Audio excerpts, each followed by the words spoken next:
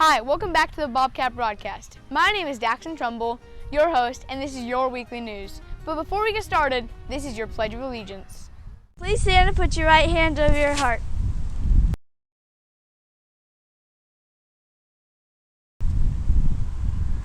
I pledge allegiance to the flag of the United States of America and to the republic for which it stands, one nation, under God, indivisible, with liberty and justice for all. You may be seated. Hi, welcome back to the teacher interview. Today we have Christina Kurtz with us, a new 4th grade teacher, and we will ask her a few questions today. So Christina, why did you decide to come to OVO? Why did I decide to come to OVO? Well, I got really fortunate. There was not a position at my old school where I used to teach. And so when I looked at all the schools that did have some openings, Orangeville Open was at the top of my list. I always heard good things about it, and so it worked out to come here. Yeah, it was my first choice. What's your favorite book to read? My favorite book? Yep. Well, right now, my favorite book is Out of My Mind. We just finished a very important and emotional chapter. Like, I was just crying about 5 minutes ago reading it. And then my favorite little kid book would be The Giving Tree. Oh, those are both good. Definitely. Shel Silverstein. What is your favorite food? Favorite food? I would have to say sushi. Me too. And tacos. You can't go wrong with those two. Well, what's your favorite movie? Oh gosh. My favorite movie, I would say I have two. One would be Little Women, the 1994 version with Winona Ryder, and what's the other one? Inside Out. Oh, the one about feelings. What's your favorite thing about OVO? My favorite thing about Orangeville Open, I would have to say, this is my second year, and last year I said best class ever, and this year I feel like I'm saying best class ever. So the kids, and then I'm really loving my teaching partners too. Have you met Annie and Lynn? Yes, I had Annie. They're kind of amazing. They are. Right? So those are my favorite things. Yeah. Okay. When and why did you decide to start teaching? Well, I went to Sac State, and then for a minute I wanted to be a nurse. And then I thought, I'm not really great with blood, and I love kids a lot. So then I decided, be a teacher. That would solve all my problems. Yeah. So here I am. That's cool. Thanks. Okay, thank you for watching our teacher interview.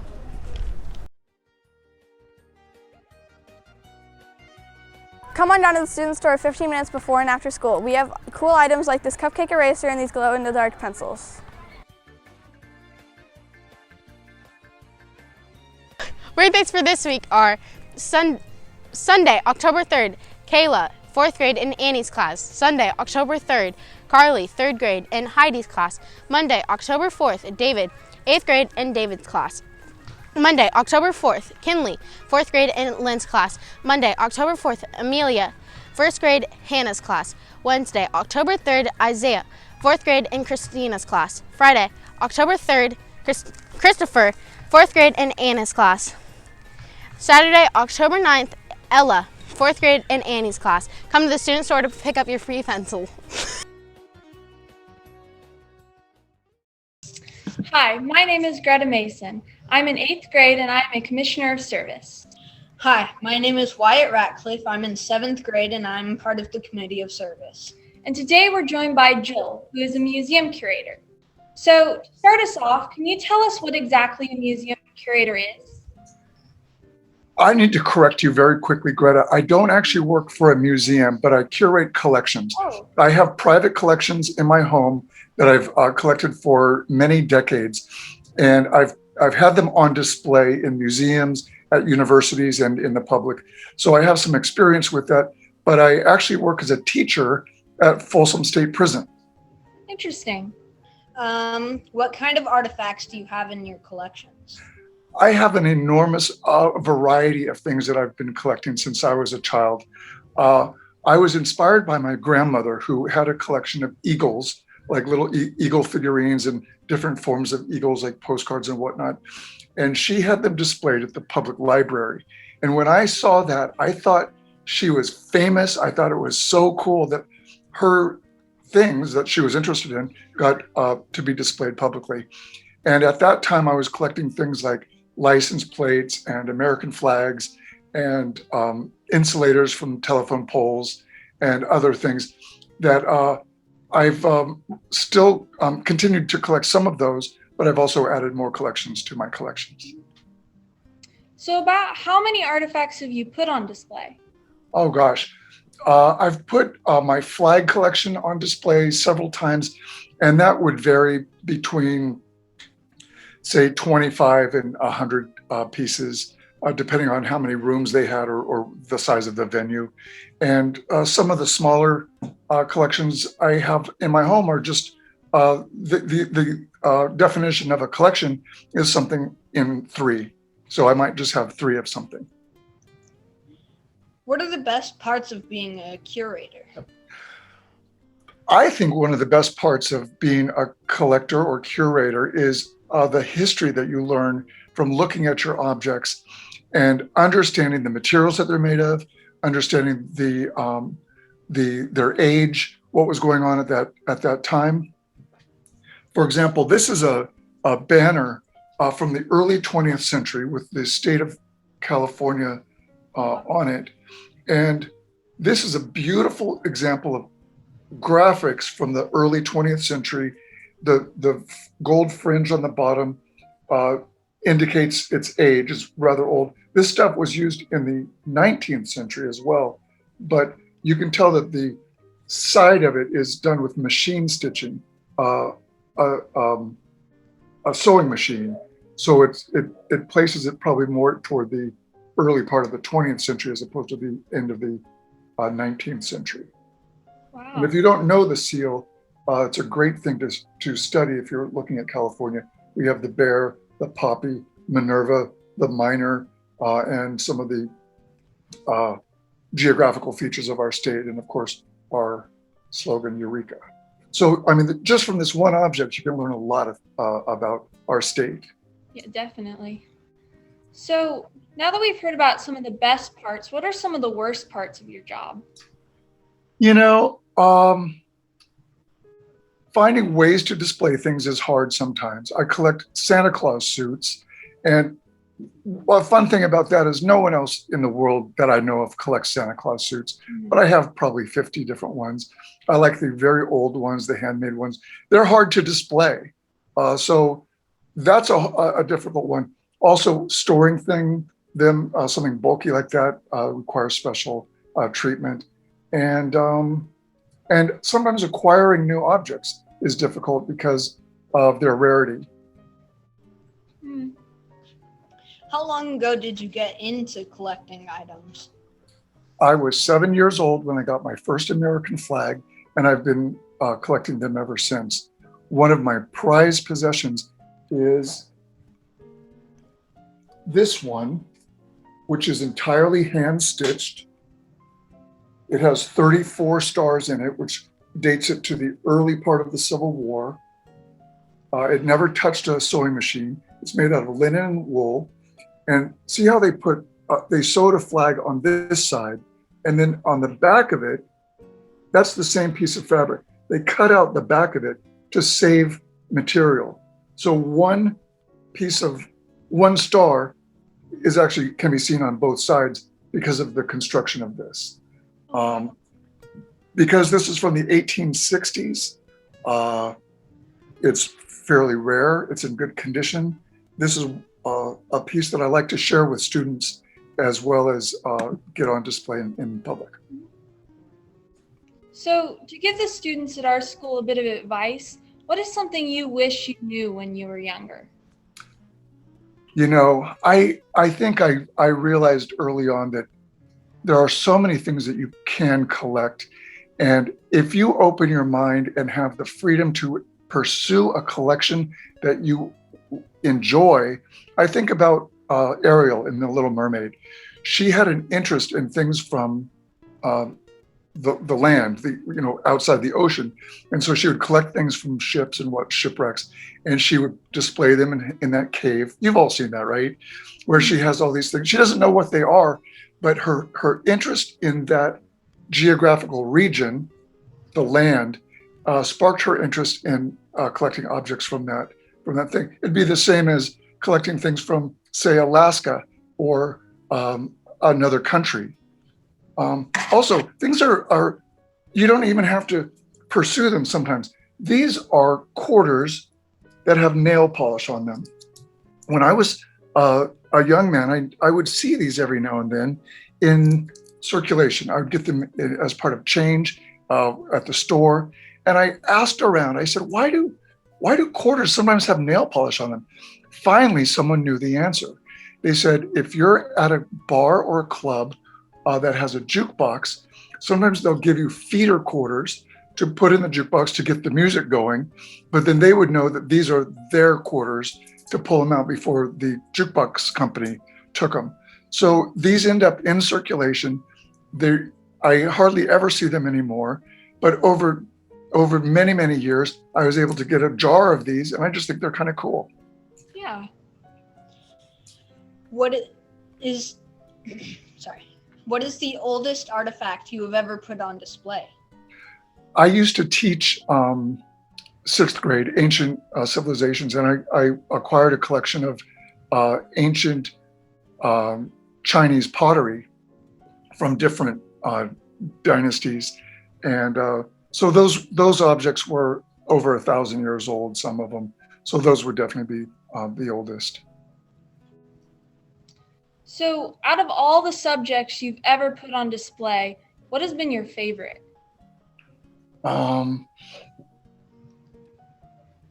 I would say I just love my flag collection. My flags consist of historic and handmade American flags.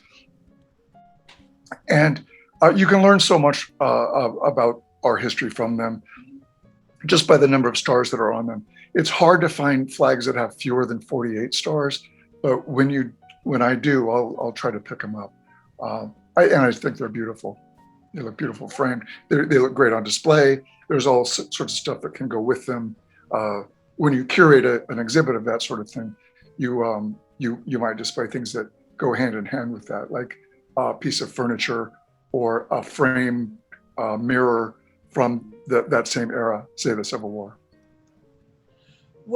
Is there anything that we haven't asked you that you think us as a school should know? I think you had great questions. I'd like to show you some of my collections really fast before we run out of time. So I'm just going to whisk you through a quick tour of them. Is that okay? Yeah, definitely. Okay, here we go.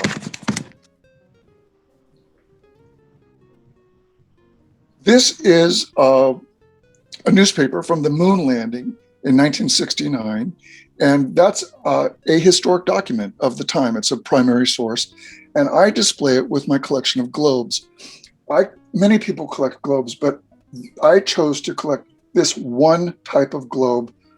They're from the 20s or 30s. They're classroom globes, and they're all the same design. And I think they look great with the newspaper article because of something it says up here. Armstrong beams his words to Earth after testing the surface. And so the Earth and the moon definitely go together. That's why I displayed those like that. These are fish gut models from the mid 20th century. They're made out of composition, and they, to me, look like little modern sculptures. I love the colors, and I display them with this book that has on the cover sort of internal elements of an animal. And so I think the colors are the same and they look great together. This is my toy space gun collection. They're just fun. I've had these for a while, and they make fun noises and sometimes they spark. And those are just fun for me. I collect phones. That's the same model of phone in 3 different colors.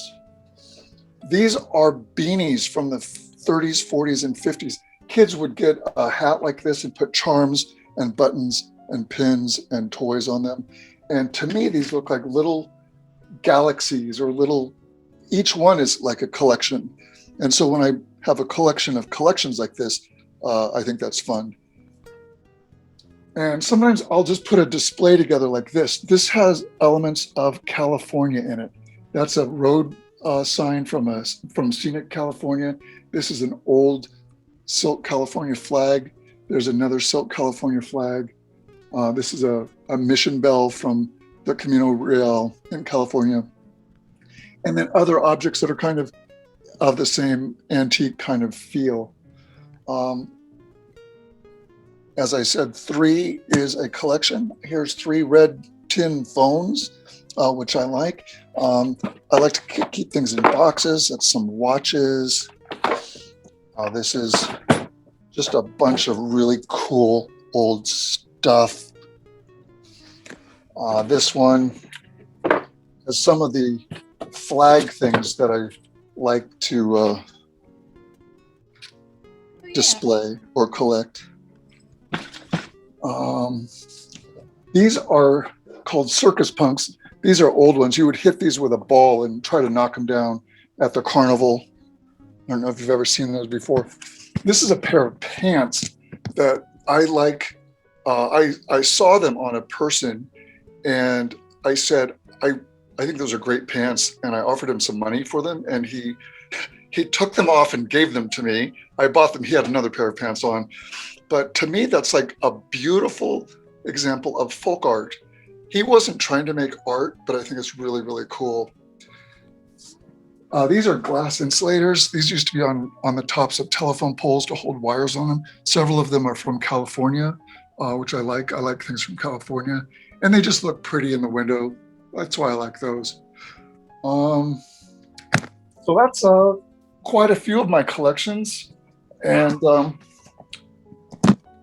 I think it's really possible to collect anything. Just look for what you're interested in, and it's out there. Definitely. Do you collect anything? I used to collect rocks. I haven't recently, but Rocks are awesome. yeah. I have a huge How collection. about you, Wyatt? What's that? I have a huge collection of toys. What kind of toys do you like? I really like Legos. Ah, yes. Yep, classic. That's a great thing to collect because there's such a huge variety of things you can get and do with them. That's awesome. All right. Thank you so much for coming to do this interview. We really appreciate it. It's been my pleasure. Good luck with your school year and stay safe. All right. Thank Thank you. you. Thanks for having me. Bye. Bye. Bye. There are no upcoming events for this week, but we will be doing Socktober through October. We are looking for new and gently used socks that we can donate to the homeless.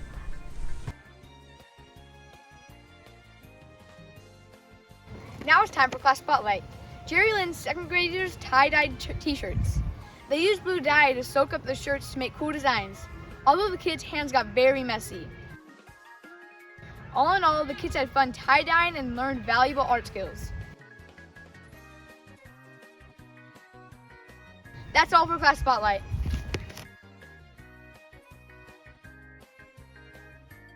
The weather forecast for this week will be an average high of 80 to 90 degrees and an average low of 56 degrees.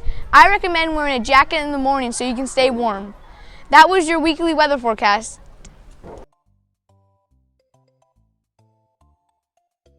The sports news for this week will be on October 7th. There will be a cross-country meet at 3:30 p.m. Come to this school and show support for your classmates.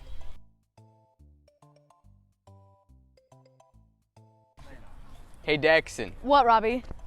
would you like to hear a construction joke? No, please, not this again. Please, please. It's fine. I was still working on it.